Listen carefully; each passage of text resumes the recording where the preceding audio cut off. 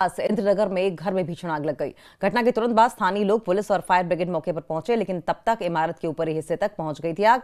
आग पर काबू पाने की कोशिशों के बावजूद लाखों का सामान जलकर खाक हो गया है। तस्वीरें आपकी टीवी स्क्रीन पर आप देख रहे हैं।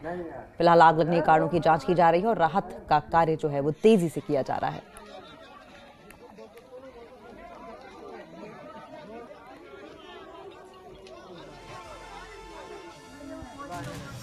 फिरदौस खांडे हमारे साथ फोन लाइन पर जुड़ गए हैं। फिरदौस, की आग पर पूरी तरीके से काबू पा लिया गया? कोई जानकारी आग कैसे लगी?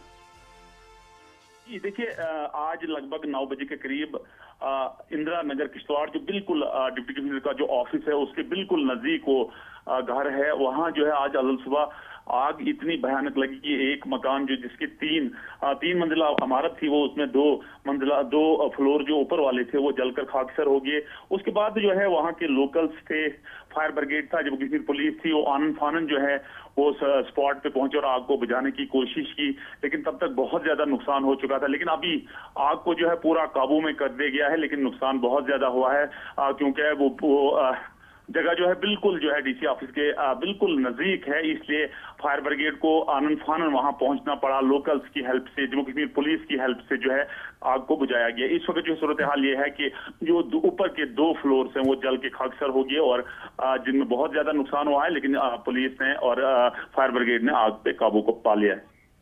ठीक है, बहुत बहुत शुक्रिया आपका। आप नजर बनाए रखें, आगे भी इस पर आपसे अपडेट लेते रहेंगे।